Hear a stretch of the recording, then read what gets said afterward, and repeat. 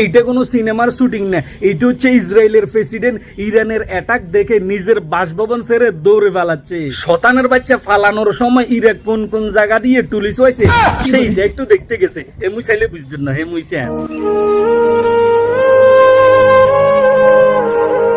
এইটা দেখে এখন আমি বিশ্বাস করলাম আগের দিনের মুরব্বীরা কইতো অন্যের জন্য খাত কুটলে এই খাদের মধ্যে নিজেরে পড়তে হইব। না হলে ইরে শয়তানের বাচ্চা, তুই কি একবার চিন্তা করার দরকার আছিল না? শয়তানেরও বাপ আছে, বাপেরও বাপ আছে, এখন কেমন লাগে ইরে শয়তানের বাচ্চা। একটা কথাই আছে না, বেশ করলে শেষ হয়, ফাফ কখনো বাপকেও ছাড়ে না। তোর ফাফ বেশি হয়ে গেছে, এই জন্য ইরানের হাত থেকে তোর কেউ রেহাই করতে পারবে না। তবে ইরানের প্রেসিডেন্ট বলছে এই ইসরায়েল বাঁচার কোনো রাস্তা নাই, বাঁচতে পারবে তারা একটা সত্যি, যদি নিজের জন্মভূমি নিজের ইসরায়েল সাইরা যদি কোথায়ও ফালাই যায়। এই ছাড়া ইসরায়েলের শতানের বাচ্চার গড়ে ইরানের হাত থেকে কেউ বাঁচাতে পারবে না। এইটা ইরানের প্রেসিডেন্ট সুন্দর কইরা বইলে দিছে ভাইয়েরা। এবং কি ইরানের প্রেসিডেন্ট বলছে ইসরায়েলের পক্ষ যদি কোনো শয়তানের বাচ্চা নেই তারেও আমি ছাড়বো না। যদিও আমেরিকা এই ইসরায়েলের পক্ষ নেই, আমেরিকাকেও আমি অ্যাটাক করব, কোনো শয়তানের বাচ্চাকে আমি ছাড় দিব না। এখন সমস্ত মুসলিম বিশ্ব এক হয়ে গিয়েছে।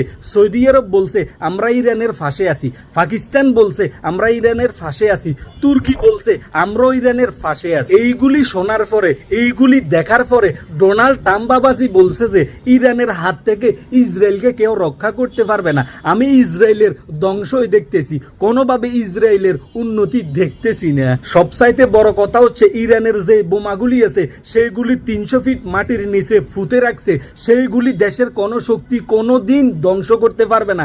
এই জন্য ইরান সবচাইতে বেশি সেরা। এই দুই দেশের অ্যাটাকের মধ্যে সবচাইতে বেশি বিশ্বাসঘাতকতা করছে জর্ডান। ইরান যখন ইসরায়েল শতানের বাচ্চার ঘরে অ্যাটাক করতেছিল, মিসাইল মারতেছিল একের পরে এক, জর্ডান কি করছে?